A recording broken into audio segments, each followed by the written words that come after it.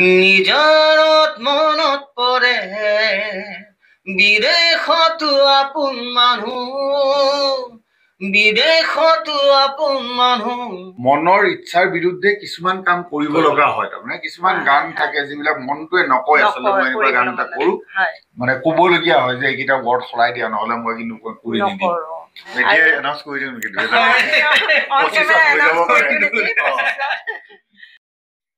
নমস্কাৰ দৰ্শকসকল মই মামনে আকৌ এবাৰ মোৰ অতিথি শিতানলৈ আপোনালোকক স্বাগতম জনাইছোঁ আৰু আজি মোৰ এই শিতানত উপস্থিত আছে অসমৰ এগৰাকী জনপ্ৰিয় সংগীত পৰিচালক মানস হাজৰিকা দাদা আৰু লগতে আছে এগৰাকী জনপ্ৰিয় কণ্ঠশিল্পী সাজু দা আপোনালোকে নতুনকৈ মই চিনাকি কৰি দিয়াৰ প্ৰয়োজন নাই সকলোৱে চিনি পায় আজি তেখেতসকলৰ লগত অকণমান মই কথা পাতিম আৰু ভাবিছোঁ সেই যিখিনি কথা পাতো আপোনালোকৰ লগত শ্বেয়াৰ কৰিম গতিকে আপোনালোকে নিশ্চয় ভাল পাব মানস দা প্ৰথমে মোৰ চেনেললৈ আপোনালোকক স্বাগতম জনালোঁ আৰু সাজু দা আপোনালোকক স্বাগতম জনালোঁ আপোনালোক দুইজনেতো ধৰক একেলগে বহুত বছৰ ধৰি কাম কৰি আছে আপোনালোকৰ কামবোৰ ছ'চিয়েল মিডিয়াত যোগেদি গম পাই আছোঁ খুব ভাল কাম কৰি আছে ভাল লাগিছে আৰু এনেই মানে প্ৰথম কেনেকৈ আহিলে আপুনি কিমান বছৰ হ'ল মানস দাকে সুধিছোঁ প্ৰথমে কিমান বছৰ হ'ল আপোনাৰ সংগীত জগতলৈ অহা মোৰতো বহুত দিনেই হ'ল মানে দুই ধৰণৰ আছে সংগীতলৈ অহা বহুত দিন হ'ল সৰুৰ পৰাই স্কুল এজৰ পৰাই মই ক্লাছ 5-6ৰ পৰাই মিউজিকৰ লগত জড়িত কিন্তু যদি মানে সেয়া কি আৰু বজোৱা ষ্টেজত বজোৱা বেলেগ বেলেগ আৰ্টিষ্টৰ লগত বজোৱা বা নিজাকে এনেই কম্পজিশ্যন কৰা সৰুৰ পৰাই কৰি আছোঁ কিন্তু একদম প্ৰফেচনেলি যিটো এতিয়া যিটো লাইনত আছে মানে পেচা হিচাপে লোৱা এতিয়া প্ৰায় 30 বছৰেই হ'ল 92-93 মানৰ পৰাই মই প্ৰফেচনেলি মিউজিকৰ লগত জড়িত গতিকে 30 বছৰ 32 বছৰ বোধ হয় 32 বছৰমান হ'ল তেতিয়াৰ পৰাই কৰি আছোঁ আৰু আপোনাৰ সাজু দাক দৰ্শকসকলক কওঁ সাজু দাক মই আগতীয়াকৈ মানে আগৰ পৰাই চিনি পাওঁ আমি একে ঠাইৰে তেজপুৰৰ হয় একে কলেজত পঢ়া কিন্তু মানে বহুত বছৰৰ মূৰত এনেকৈ লগ পাইছোঁ মোৰ একচুৱেলি বাবাদাৰ লগত চিনাকি মোৰ 99ৰ মিলেনিয়াম ইয়েৰ যিটো আছিলে ডিচেম্বৰত বাবাদাৰ লগত চিনাকি হোৱাৰ সূত্ৰটো বেলেগ সূত্ৰটো কেনেকুৱা আমাৰ শান্ত উজিৰ তুমি চিনি পাওঁ তাৰ লগত মোৰ ভালহি মূৰত বজাইছিল কলেজত তাৰ থ্ৰুদিহে চিনাকি আচলতে মেইন লিংকটো বাবাদাৰ লগত মোৰ ৰিলেশ্যন হয় বাবাদাৰ বাইদেউ বৰ্ণালী হাজৰিকা তেওঁ বৰ ভাল ছিংগাৰ আছিলে বাবাদাৰ ভিনদেউ দিলীপ নাথ তেওঁ বৰ ভাল কম্প'জাৰ আছিলে ভাল ছিংগাৰ আছিলে সেইখিনি সময়ত মহাৰথী কাম চলি আছিলে মহাৰথী ৰিলিজ হোৱা নাই তেতিয়া মই তেজপুৰত মই অহা নাই দুদুৱে তাৰমানে এই এটা মানে কেছেট এটাত মানে সেই কৰি থকা মানে ৰাফ কাম এটা আৰু মিক্স হোৱা নাই দিলীপ দাৰ মানে গানটো লৈ গৈছিলে শুন নালাগে ৰূপ নালাগে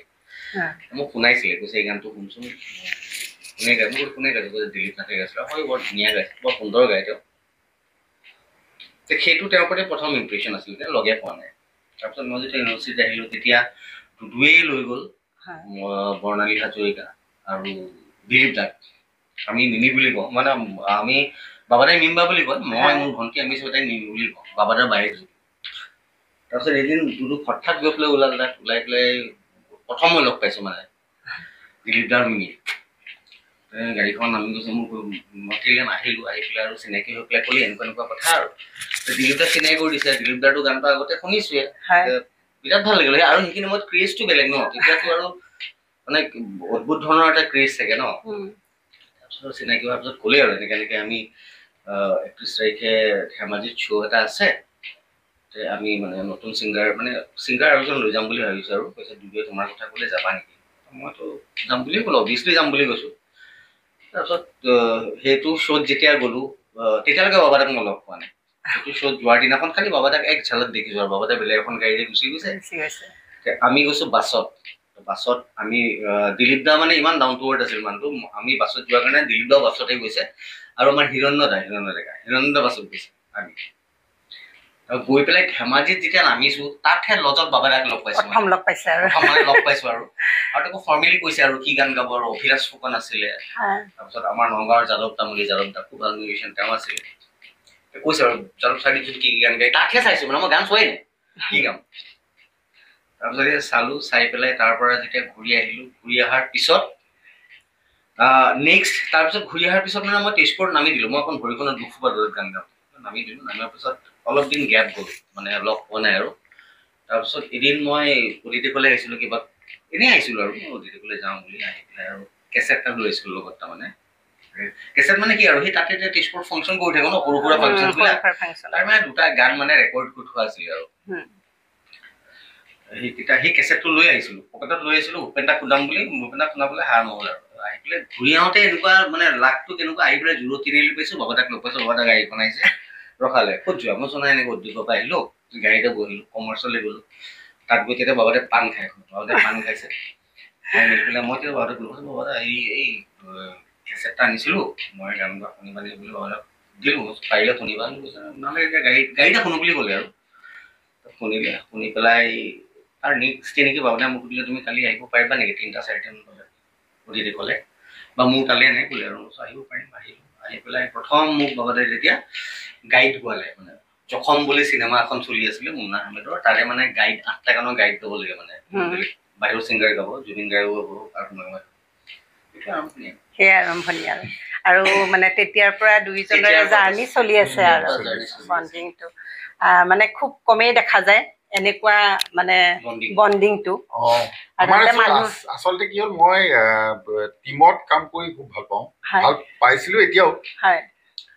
আমাৰ তেতিয়া এটা টিমেই আছিলে আচলতে আমাৰ গোটেই মোৰ একেখিনি মিউজিচিয়ানে বজাই আৰু আমি অলমষ্ট একেলগে থাকো আৰু চব এতিয়া প্ৰায়বোৰ বাহিৰত আচলতে অভিলাষ ফুকন সি গিটাৰিষ্ট আছিলে তাৰপিছত গিটাৰিষ্ট মানে এতিয়া বম্বেত আছে সি সোণু নিগমৰ পাৰ্মানেণ্ট হেৰি মিউজিচিয়ান তাৰপিছতে মানস চৌধুৰী সি বেছ গিটাৰ বজায় সিও এতিয়া বম্বেত তাৰপিছত আমাৰ ইপচনলাল বৰুৱা সি মাজে মাজে ড্ৰামছ প্ৰগ্ৰেমিং কৰে সি গান লিখা তেতিয়া আৰম্ভ কৰিছিল আৰু জাষ্ট এই যাদৱ তামুলী আছিলে নগাঁৱৰ তাৰপিছত তেনেকে এটা টিম হৈ পেলাই কাম কৰোঁ তেতিয়া আমাক অনবৰতে লাগেও এজন ছিংগাৰ এজনো লাগে আৰু আমাৰ কোনো এজনেও গান নেগাওঁ আচলতে গতিকে চাজুক পালোঁ পাই সেই এটা টিম হৈ পেলাই এতিয়া বাকীবোৰতো চব নিজৰ নিজৰ হেৰিয়াত আঁতৰি গ'ল বেলেগ বেলেগ জেগাত গুচি গ'ল আৰু সি থাকি গ'ল তাকে আৰু আপুনিতো বহুত মানে জনপ্ৰিয় গীতৰ কৰিছে সেইটো মই চাজুক যেতিয়া পাইছিলোঁ সেইটো সময়ত মই মোৰ নিজৰো সেইটোৱে ইণ্টাৰেষ্ট আছিল চিনেমাৰ কামে বেছিকে কৰিছিলে বেছিকে চিনেমাৰ কাম কৰিছিলোঁ তাৰপিছত লগতে সেই কেছেটৰ গানবিলাক চলি আছিলে কিন্তু চিনেমাৰ কাম আটাইতকৈ বেছি কৰিছিলোঁ এতিয়ালৈকে কিমানখনমান কৰিলে চিনেমাত মানে মই চিনেমাৰ মিউজিক ডাইৰেকশ্যন কৰিলোঁ বোধহয় মোৰ মানে এটা বেয়া অভ্যাস আছে মই বৰ এটা হিচাপ নাই কিন্তু 14-15খন চিনেমাৰ মিউজিক ডাইৰেকশ্যন কৰিছে আৰু গানটো এৰেঞ্জমেণ্ট বেকগ্ৰাউণ্ড মিউজিক সেইবিলাক বহুত হিচাপ নাই আৰু এতিয়াও এয়া চলিয়ে আছে কাম নহয় জানো চলি আছে অৱশ্যে এতিয়া ৰিচেণ্ট 2খন নহয় 3খন চিনেমাৰ কাম চলি আছে সেইখন এড কৰাই নাই সেইখন এড কৰিলে আৰু বাঢ়ি যাব আৰু সাজুদা মানে এতিয়ালৈকেতো বহুত কেইখন চিনেমাত গালে আৰু গান কিমান মান গালে গান হিচাপে গান সেই একেই ভাবনা মই গানৰ হিচাপ নাই গান গালো ভিচিডি চিচিডি এড কৰিলো ঢেৰ হ'ব এইবিলাক হিচাপ নাই চিনেমা 26খনমান গালো 26খন নহয় 26খনেই গালো দৰ্শকসকল আপোনালোকে সাজুদাৰ বিষয়টো জানেই কিহৰ কাৰণে সাজুদাৰ বিখ্যাত আৰু সেই বিখ্যাত গানটোৰ কাহানী যুগৰ পৰা এতিয়াও চলি আছে গতিকে এবাৰো শুনো আৰু দৰ্শকসকলকো এবাৰ শুনাই দিয়ক তাৰপাছত আকৌ কথা পাতিম এই বিখ্যাত গানটোৰ আকৌ আৰৰ মানুহজন এখেতে হ'ব বিকজ এই গানটোৰ অকল বাবাদাৰ কথা বুলিয়ে মই নকওঁ এই গানটো জীবন বাইদেউ বৰ ধুনীয়া লিখিছিলে বাবাদাৰ খুব ধুনীয়া মিউজিক কৰিছিলে আৰু মই তেতিয়া নতুন মই কি গাইছিলোঁ মই নিজে নাজানো আচলতে কিন্তু মানে অভাৰঅল গোটেই আউটপুটটো মিলি পেলাই ইমান ধুনীয়া এটা হেৰি হ'ল আৰু ইয়াত ইফৰ্ট বহুতৰ আছে বাবাদাক মই প্ৰথমতে কৈছোঁ কিহৰ কাৰণে, কাৰণ তেওঁ বহুত কষ্ট কৰিছে। ভূপেন উজিৰৰ আছে, প্ৰত্যেক ইপছনৰ আছে, বিলাসৰ আছে, মানৱ চৌধুৰীৰ আছে। এই গানটোত আৰু সেইখিনি সময়ত হয়তো মই নতুন কাৰণে চবেই এতিয়াও মৰম কৰে নোযাওঁ, কিন্তু হয়তো মানে সেইকাৰণে হয়তো খুব বেছি চব সেই গানটোৰ প্ৰতি খুব হেৰি হৈ আছিলে। এই গানটো যেতিয়া কৰিছিলে মানস অধিকাৰী, তেওঁ ঢুকাই গ'ল, তেওঁৰো আছে কণ্ট্ৰিবিউশ্যন। তেওঁ কৈছিল কাৰণেহে আচলতে গানটো মই গাবলৈ পালোঁ বাবাদাক, আদাৰৱাইজ মই গানটো মই গাব নাপালোঁ হয়তো।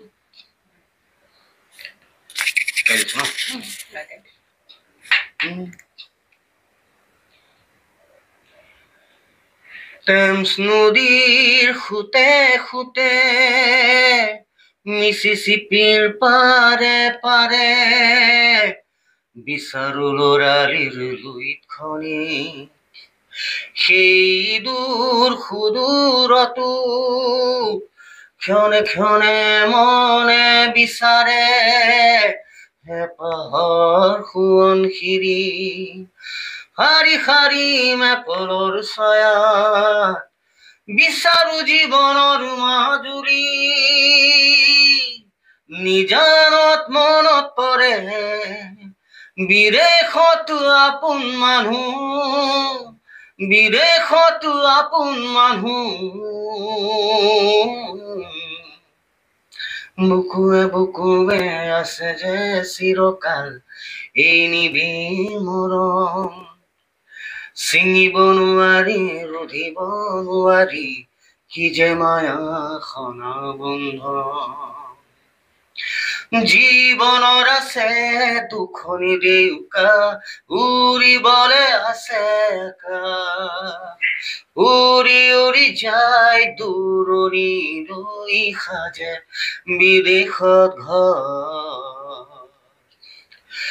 নিজানত মনত পৰে বিদেশতো আপোন মানুহ, বিদেশতো আপোন মানুহ।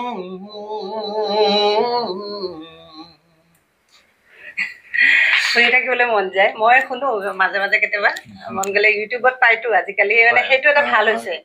মানে আগতে ধৰক কেছেট লগাব লাগে বা ৰেডিঅ'ত শুনিব লাগে, আজিকালি আৰু ইউটিউবটো হয় কাৰণে মানে পুৰণা গানবোৰ শুনি থাকিব পাৰি। আৰু আপুনিতো ধৰক জুবিন গাৰ্গৰে হওক, পাপন দাৰে হওক, এনেকৈ বহুত মানে জনপ্ৰিয় কণ্ঠশিল্পীৰ গান মানে সংগীত কৰিছে, সংগীত পৰিচালনা কৰিছে, আৰু গীতো লিখিছে কিজানি নহয়? লিখো, মাজে লিখে ন? মানে তেনেকুৱা কাৰ কাৰ গান লিখিছে এতিয়ালৈকে? গান বহুতৰ লিখা হ'ল। আচলতে কি হয়, মই জেনেৰেলি লিখিব নিবিচাৰো, কেতিয়াবা কিছুমান গান চিটুৱেশ্যনত হেৰি হৈ যায়, যেনেকে এখন কি মন চিনেমাখনৰ যিটো টাইটেল চং, মনৰ গান বাকী লিখিছিলে হেমন্ত দত্তই লিখিছিল যিখিনি গান। তাৰপিছতে এটা গান বোধহয় জিমণি চৌধুৰীয়ে লিখিছিলে, তাৰে এটি গীত যিটো টাইটেল চং চাজুৱে গাইছে, এইটো সেই গীতটো মই প্ৰথমতে সুৰটো কৰোঁতে দি লিখিছিলো। তাৰপিছতে আমাৰ ডাইৰেক্টৰ বাণী দাস, তাৰপিছতে চবেই শুনি পেলাই কিবা কাৰণত লিৰিক্সটো খুব ভাল পালে, গতিকে সেইটো লিৰিক্সে থাকি গ'ল। এনেকে সেই তেনেকুৱা মোৰ লিখা হয়, যথেষ্ট গান লিখা হয়। কিন্তু সেয়া মই আচলতে প্ৰথমতে মোৰ ফাৰ্ষ্ট প্ৰিফাৰেঞ্চ বেলেগে লিখাটোৱে বিচাৰো। কেতিয়াবা কিছুমান চিটুৱেশ্যনত লিখি দিয়ে।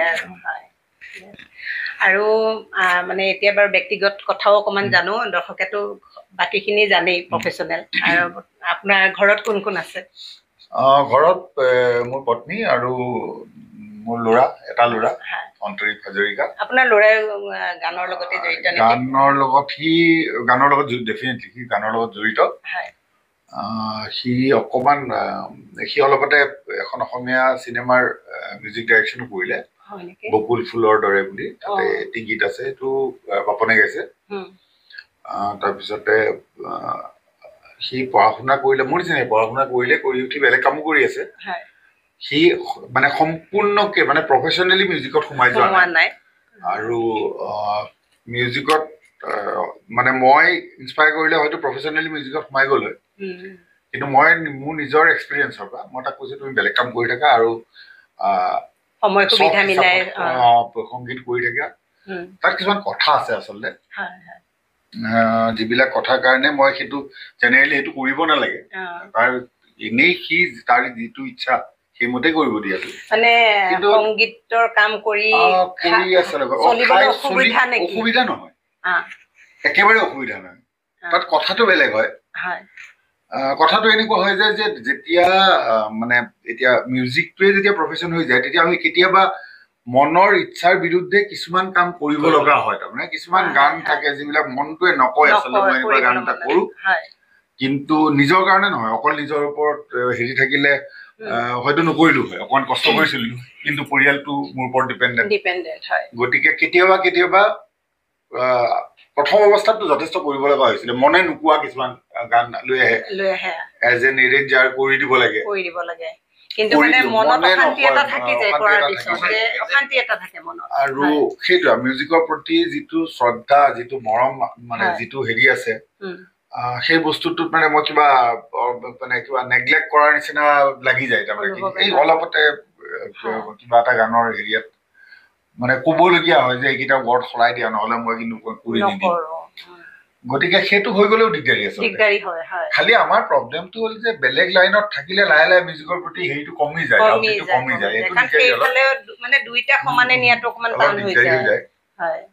আদাৰৱাইজটো মিউজিক কৰিলে আটাইতকৈ ভাল পালো আৰু সেইটো পৰ্যায়ত আচলতে আমাৰ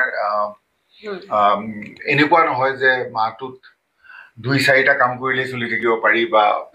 আৰ্থিকভাৱে ভাল হেৰি এটা হয় আমি যথেষ্ট কাম কৰিব লগা হয় আৰু গতিকে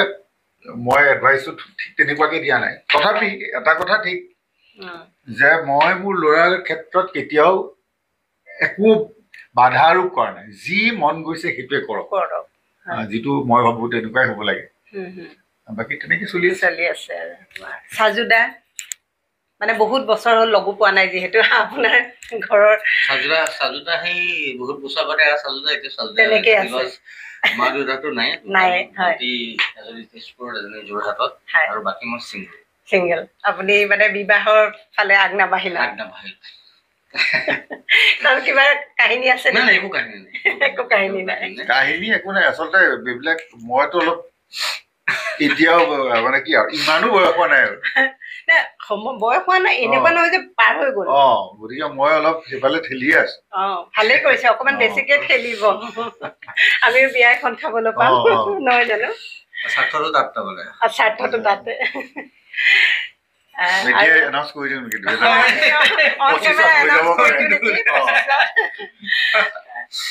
দৰ্শকসকল মই আগৰ ভিডিঅ'টো কৈছো দেই মোৰ ইণ্টাৰভিউবোৰ একদম ইনফৰ্মেল এনেই ঘৰুৱা সেই কথা বতৰা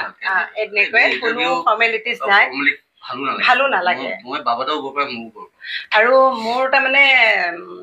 এনেকুৱাই মানে মোৰ কোনো ৰিটেন নাথাকে স্ক্ৰিপ্ট নাথাকে মোৰ সেই মুহূৰ্তত মই মনলৈ যি আহে সেইটোকে সুধো গতিকে আপোনালোকেও বেয়া চেয়া নাপাব কিবা যদি বেলেগ নুসুধিবলগীয়া আৰু দৰ্শকসকলেও বেয়া নাপাব আৰু মোৰ মনত যি আহে তাকে সুধি দিম এতিয়া বৰ্তমান কি কাম কৰি আছে দুইজনে বুলি নহয়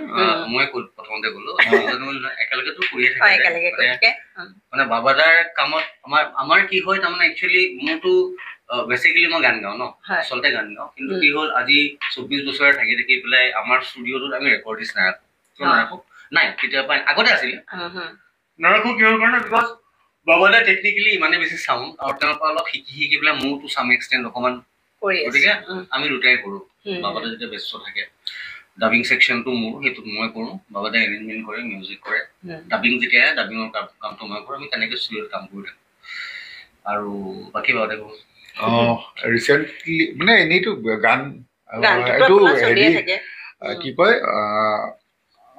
মই অলপ আগতে কৈছোঁ যদিও মই যথেষ্ট চুজি খুব বেছি মানে খুব চাই মানে গানৰ লিৰিক্স চাই তাৰপিছতে কাম আগৰ পৰাই নাই মানে সেইটো গতিকে গানৰ কাম চলি থাকে তেনেকে তাৰ বাহিৰে ৰিচেণ্টলি চিনেমা 3খন চিনেমাৰ কাম কৰি আছো এখনৰ বেকগ্ৰাউণ্ড মিউজিক এখন ছবিৰ মিউজিক বেকগ্ৰাউণ্ড মিউজিক তাৰপিছতে আমাৰ ষ্টুডিঅ' ৰিচেণ্টলি মানে এইটো হেৰি কৰি পেলাই ৰিন'ভেশ্যন হৈ পেলাই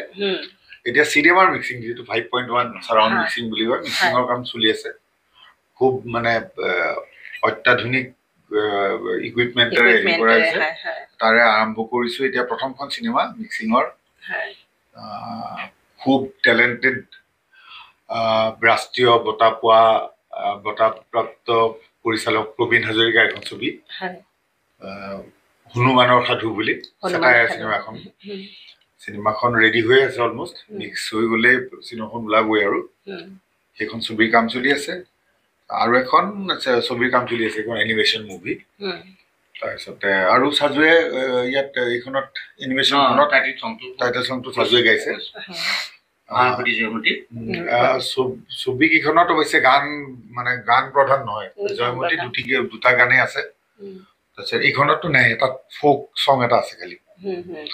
চিনেমা কেইখনৰ কাম চলি আছে আৰু সাজুদা মন চিনেমাখনৰ এটা গান গাব মানস দাকো এদিন মই ছচিয়েল মিডিয়াত গান গোৱা দেখিছিলো মানস দা অকমান গাব মই এদিন আপোনাৰ একাউণ্টতে দেখিছিলো নেকি আজি গাব অকমান গান মই কৈছো ন আমি আমাৰ গ্ৰুপটো কোনেও গান নাগাওঁ আৰু সাজুক পোৱাৰ পিছত সেইটোৱে সুবিধা হ'ল গান চান সুৰ কৰিলে তাৰ পিছতেই মানে হেৰি কৰিব পাৰি গান একেবাৰে নাগাওঁ তাৰপিছত কি কয় অলপ টেকনিকেলি মানে আমি টেকনিকেল মানুহ কাৰণে অলপ ঠিক ঠাক কৰি ল'ব পাৰোঁতো তেনেকৈ গাই দিলোঁ আৰু এনেই আৰু হেৰি তেনেকুৱা নহয় সাজু কোৱা প্ৰথম প্ৰেমৰ মিঠা অনুভূতি স্থবিৰ জীৱনৰ দিলাই গুটি নতুন নতুন লগা এটি ছবি সেই ছবি দেখো তোমাৰ হাঁহি সেই হাঁহিৰে মন নীলাকাৰী দূৰ সীমনাত মন নীল আকাশত সৌ পাহাৰত মন নীল হৰত মন গছৰে পাততে নে বিৰিণাৰ আৰতে মন পক্ষীৰে মাততে নে ফুলৰে পাহিতে মন মোৰ তোমাৰ কাষ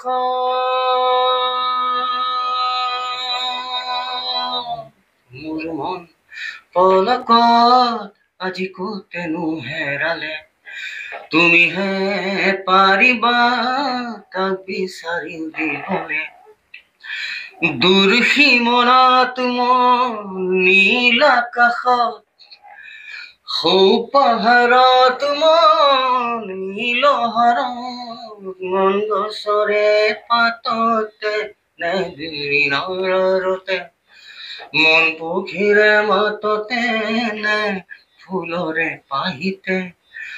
মন মোৰ তোমাৰ কাষ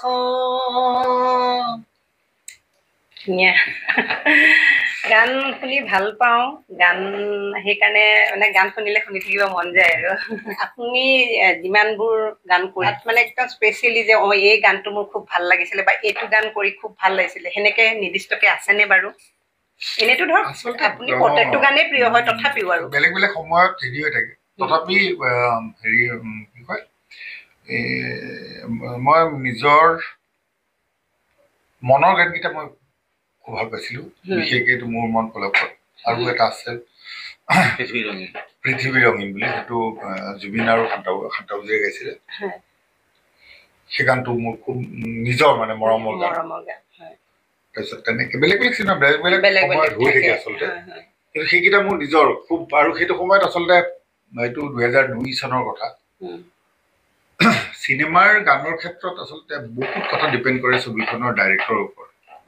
তেওঁ আমাক ষ্টৰি টেলিংটো আমাক কেনেকৈ কয় এটা ছিকুৱেঞ্চ কিমান ধুনীয়াকৈ কয় তো এই ক্ষেত্ৰত বাণী দাস মানুহজন অলপ বেলেগ ধৰণৰ আছিলে যি ধৰণে তেওঁ সেই ছিকুৱেঞ্চটো কয় ছিকুৱেঞ্চটো আমি চকুৰ আগত দেখা পাইছিলোঁ আৰু তেতিয়া সেই ছিকুৱেঞ্চটোৰ কাৰণেই গান বনাইছিল সেইটো মানে মনত এটা ইমাজিন কৰি লৈ পেলাই সেইটো বাণীদাৰ পিছত আচলতে একদম সঁচা কথা ক'বলৈ গ'লে ঠিক তেনেকে চিকুৱেঞ্চ কৈ পেলাই মানে কোৱা মানুহ মই বৰ বেছি নাপালো আচলতে পালে খুব ভাল লাগে আৰু সেইবিলাক কথাৰ কাৰণে আচলতে হেৰিয়াটো সেই ষ্টৰি টেলিং ষ্টাইলটো আছিল কাৰণেই আগতে মন কৰিব যে আনকি মানে বলিউডতো পাৰ্টিকুলাৰ কিছুমান ডিৰেক্টৰৰ চিনেমাৰ গান সদায় ভাল হয় সেইটো মানে সেইটো মিউজিক ডাইৰেক্টৰৰ পৰা উলিওৱাটো এটা খুব ডাঙৰ কলা এটা আচলতে বাণীদাৰ ক্ষেত্ৰত সেই বস্তুটো মই খুব ভাল পাইছিলো বাকী সকল ডাইৰেক্টৰৰ লগত বেলেগ বেলেগ দিশেৰে কাম কৰি ভাল লাগে কিন্তু বাণীদাৰ সেই দিশটো বৰ ধুনীয়াকে ষ্টৰি টেলিংটো বৰ ভাল আছিলে আৰু গানটো চিনেমাখনৰ লগত মিলি গ'লে ভাল লাগে তেতিয়া মানে চিনেমাখন চাই থাকোতেও মানে কি হয় সৰুৰ পৰাই এটা বস্তু শিকিছিলো জানিছিলো মানে শিকিছিলো ঠিক নহয় মানে শুনি শুনিয়ে গম পাইছিলো যে ছবিৰ গীত বস্তুটো বেলেগ তেতিয়া অসমীয়া গানৰ ক্ষেত্ৰত আমি গীতিমালিকাৰ গান শুনি থাকো আৰু চিনেমাৰ গান অসমীয়া চিনেমাৰ গান বুলি ক'লে ছবিৰ গীত বুলি ক'লে পাৰ্টিকুলাৰলি ৰমেন বৰুৱাৰ গীত দীপেন বৰুৱাই গাইছে সেইটো একদম চিনেমাৰ গান সেইটো সম্পূৰ্ণ বেলেগ বস্তু এটা সেই বস্তুটো পাইছিলো ঠিক তেনেকে হিন্দী চিনেমাবিলাকৰ হিন্দী গান এনে নৰ্মেল এলবাম চং আৰু ছবিৰ গীত কাৰণ ছবিৰ গীতটো ছবিখনৰ কাৰণে কৰা যায় তো সেই ডিফাৰেঞ্চটো এতিয়া কি সময়ৰ হেৰিয়াত কি হৈছে নাজানো এইটো বলিউডতে হওক অসমতে হওক সেই বস্তুটো সেই যিটো ধাৰা আছিলে সেই ধাৰাটো যথেষ্ট ব্ৰেক হৈছে এতিয়া বৰ বেছি এটা কাৰণ হেৰিও দেখিছো যে গান কৰালৈকে হয়তো মিউজিক ডাইৰেক্টৰ বা মিউজিক এৰেঞ্জাৰ বা ছিংগাৰেও গম নাপায় কি চিটুৱেশ্যনত কোনে গাব চিনেমাখনৰ কোনে এক্টিং কৰিব মানে সেইটো সময়ত কি আছিলে বম্বেটো যদি 3টা হিৰো ওলাইছে 3জন ছিংগাৰে গান গাব আৰু সেইকেইটাও ভইচটো মিলাই লয় যে আমুকৰ কাৰণে আমুকৰ ভইচত আমুকে লিপচিং কৰিব তো এতিয়া সেই বস্তুটো লাহে লাহে কিবা কাৰণত নাইকিয়া হৈছে কিন্তু এইটোও ঠিক যেটো এইটো এই ঘূৰি থাকে যে ঘূৰি আকৌ আহিব আগৰ টাইমটোলে বেছি দিনো নাই নাথাকে মোৰ হিচাপতে এবছৰ দুবছৰৰ ভিতৰত আকৌ মানুহৰ মনত সোমাব নোৱাৰে একচুৱেলি এনেকুৱা গানবোৰে হওক বা চিনেমাবোৰে হওক ওলোৱাত কিন্তু মানুহৰ মনত আগৰ সেইবিলাক গান এতিয়াও চবে শুনি থাকে আৰু ঘূৰি ঘূৰি কি হৈছে এতিয়া বাহিৰতো হৈছে পুৰণা চিনেমাৰ ধুনীয়া গানবিলাক আকৌ ৰিমেক কৰি আছে অসমীয়াৰোতো সেই দীপেন বৰুৱা ছাৰহঁতৰ সেইবিলাক গান আকৌ ৰিমেক কৰিছে কিন্তু কিছু ক্ষেত্ৰত মানে ৰিমেক কৰিবলৈ যাওঁতে অলপ বেয়াও লগা হৈ যায়গৈ নহয় মানে খালি এটা ঘটনা হৈছে সেইটো সময়ৰ ৰেকৰ্ডিং বা তেতিয়া কেছেটত আছিল কিবা আছিলে কেছেটত আছিল বা স্কুলত ৰেকৰ্ড হৈছিলে তেতিয়া ৰেকৰ্ডিং বিলাক ভাল আছিল আৰু ওলোৱা মাধ্যমটো আছিল ৰেকৰ্ড বা কেছেট যিবিলাক বেয়া হৈ যায় এতিয়া নতুন জেনেৰেশ্যনে কি হৈছে সেই পুৰণা ৰেকৰ্ডিং বিলাক আজিকালি চিষ্টেম বিলাকত শুনি ভাল নাপায় চাউণ্ড কোৱালিটিটো ভাল নাপায় সেই শুনিবলৈ মানে বৰ এটা ইণ্টাৰেষ্ট নাথাকে গতিকে নতুনকে ৰেকৰ্ডিং হোৱাখিনি দ্বাৰা সিহঁতে শুনিবলৈ লৈছে সিহঁতে গানবোৰ জানিবলৈ লৈছে খালি এটাই কথা যে আমি সদায় মেনশ্যন কৰিব লাগে যে এইটো অৰিজিনেল গানটো আমুকৰ আছিলে এইটো আমুকে গাইছিলে সেইটো ইমান মানে সেইখিনি জানিলে সিহঁতৰ কাৰণেও ভাল কাৰণ সিহঁতে নহ'লে আজি যদি আগৰ গান এটা সাজুৱে গাই দিলে নতুনকে আৰু নতুন জেনেৰেশ্যনটোৱে সাজু সেইটো গানটো সাজু গান বুলি ভুল কথা সেইটো সেইকাৰণে আৰম্ভণিতে নামটো তেখেতক ক্ৰেডিট দিয়াটো বা তেখেতৰ নামটো মেনশ্যন কৰাটো ইম্পৰ্টেণ্ট কথা